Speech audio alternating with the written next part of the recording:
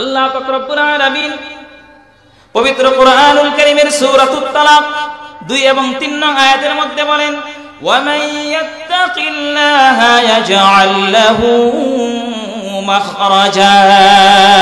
আল্লাহু আকবার বলেন, যেই ব্যক্তি আল্লাহ পাক রব্বুল আলামিনকে ভয় করবে, যে আল্লাহ পাক রব্বুল আলামিনকে ভয় করবে, আল্লাহ পাক রব্বুল আলামিন বলেন ইয়াজআল লাহু মাখরাজা, তার জন্য মুক্তির পথ বের করে দেওয়া হবে।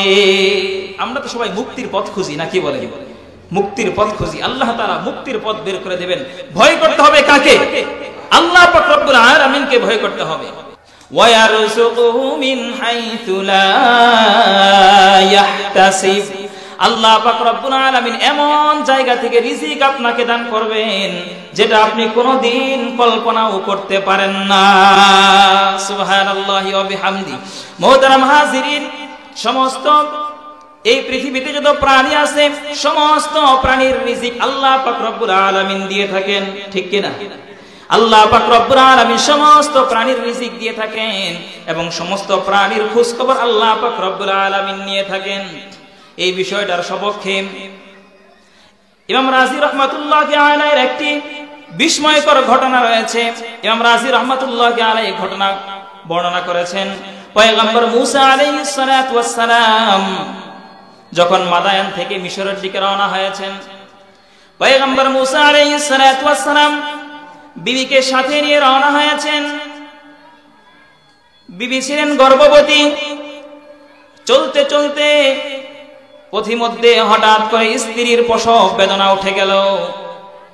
মুসা আলাইহিস সালাতু ওয়াস সালাম হতভম্ব হয়ে গেলেন, আশ্চর্য হয়ে দিক বিদিক ছোটাছুটি শুরু করে দিলেন। কোথায় পাওয়া যায় আগুন, কোথায় পাওয়া যায় পানি?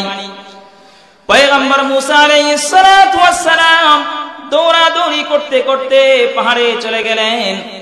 আগুন আনতে গিয়ে আল্লাহ পাক রব্বুল আলামিনের পক্ষ থেকে নবুয়ত পেয়ে গেলেন। সুবহানাল্লাহ। পয়গম্বর মুসা আলাইহিস সালাতু ওয়াস সালাম নবুয়ত পাওয়ার পরও তার ক্লান্তি দূর হচ্ছে না, তার টেনশন দূর হচ্ছে না। মনের ভিতরে অনেক টেনশন, অনেক দুশ্চিন্তা। কোথায় আগুন পাবো, কোথায় পানি পাবো, কোথায় অন্যান্য সরঞ্জামাদি আমি খুঁজে পাবো, এই সব কিছু আমি কোথায় খুঁজে পাবো, এখনো টেনশনে আছেন।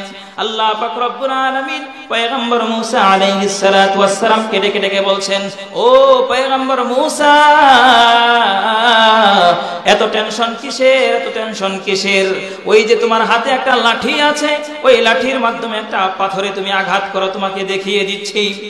পয়গম্বর মুসা আলাইহিস সালাতু ওয়াস সালাম যখন পাথরের মধ্যে আঘাত করলেন, পাথরের মধ্যে আঘাত করার সাথে সাথে বড় পাথরের টুকরাটা ফেটে গেল, খণ্ড হয়ে দ্বিখণ্ড হয়ে ভিতর থেকে আরো একটা পাথরের টুকরা বের হয়ে গেল।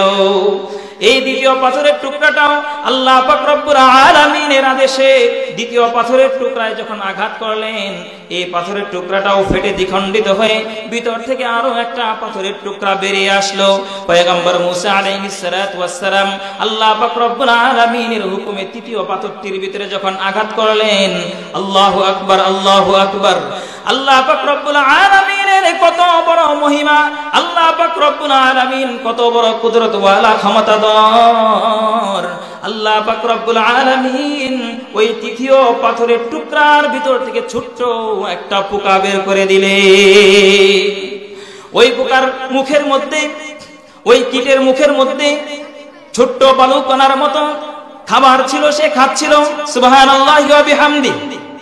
আল্লাহ পাক রব্বুল আলামিন পয়গম্বর মুসা আলাইহিস সালাতু ওয়াস সালামকে ওই পোকার আওয়াজ শোনার জন্য তাকে শক্তি দান করলেন। পোকার ভাষা, ওই কীটের ভাষা বোঝার জন্য আল্লাহ পাক রব্বুল আলামিন পয়গম্বর মুসা আলাইহিস সালাতু ওয়াস সালামকে শক্তি দান করলেন। পয়গম্বর মুসা আলাইহিস সালাতু ওয়াস সালাম ওই কীটের কথাগুলো শুনতেছেন। ওই কীট কেমন যেন মুখ থেকে বিড়বিড় করে বলছে, সুবহানা মান ইয়ারানি ওয়া ইয়াসমাউ কালামি ওয়া ইয়ারযুকুনি ওয়া ইয়ারিফু মাকানি ওয়া ইয়াযকুরুনি ওয়া লা ইয়ানসা। চিৎকার করে বলিন আল্লাহু আকবার। ওই কীটটা তার মুখ থেকে বিড়বিড় করে আওয়াজ করে বলছে। মুহতারাম হাজিরিন, লক্ষ্য করুন, সুবহানা মান ইয়ারানি, ওই পবিত্র মহিমাময় আল্লাহ পাক রব্বুল আলামিন, যিনি আল্লাহ পাক রব্বুল আলামিন যিনি আমার কথা শুনেন, মান ইয়ারানি, যিনি আমাকে দেখেন, ওই পবিত্র আল্লাহ যিনি আমাকে দেখেন, ওয়া ইয়াসমাউ কালামি, এবং যিনি আমার কথা শুনেন, আমার ভাষা বুঝেন, আমার কথা শুনেন, ওয়া ইয়ারযুকুনি, এই তিনটা পাথরের ভিতরেও যে আল্লাহ সুবহানাহু ওয়া তাআলা আমাকে রিজিক দান করে থাকেন। আল্লাহু আকবার বলেন। ওই তিনটা পাথরের ভিতরেও আল্লাহ পাক রব্বুল আলামিন আমাকে রিজিক দিয়ে থাকেন। ওয়া ইয়ারিফু মাকানি, এবং এই আল্লাহ পাক রব্বুল আলামিন আমার অবস্থান সম্পর্কে জানেন। ওয়া ইয়াযকুরুনি ওয়া লা ইয়ানসা, আল্লাহ পাক রব্বুল আলামিন আমাকে স্মরণে রাখেন, আমাকে কখনো ভুলেন না। সুবহানাল্লাহি ওয়া বিহামদিহি। ও দুনিয়ার মানুষ, ও দুনিয়ার মানুষ, বুঝাইতে চাচ্ছিলাম সামান্য একটা কীট যাকে আল্লাহ সুবহানাহু ওয়া তাআলা তিনটা পাথরের ভিতরেও রিজিক পৌঁছে দিচ্ছেন। ও বন্ধু, তোমার কিসের এত টেনশন, কিসের এত দুশ্চিন্তা? তুমি আমি হলাম আল্লাহ পাক রব্বুল আলামিনের শ্রেষ্ঠ আশরাফুল মাখলুকাত। চিৎকার করে বলেন ঠিক কিনা? আপনি আমি যদি আশরাফুল মাখলুকাত হই, যেই কীটকে আল্লাহ পাক রব্বুল আলামিন তিনটা পাথরের ভিতরে রিজিক পৌঁছে দিচ্ছেন, ওই আল্লাহ পাক রব্বুল আলামিন আপনাকে আমাকে রিজিক দিতে পারেন কি পারেন না? চিৎকার করে বলেন পারেন কি না? আল্লাহ পাক রব্বুল আলামিন পারেন। ও দোস্ত, দৈনন্দিন 5 ওয়াক্ত নামাজ যদি আদায় করতে পারি, আল্লাহ পাক রব্বুল আলামিন 1 নম্বরের পুরস্কার দিবেন, আমার জিন্দেগির রিজিকের সংকীর্ণতা দূর করে দিবে। সুবহানাল্লাহি ওয়া বিহামদিহি।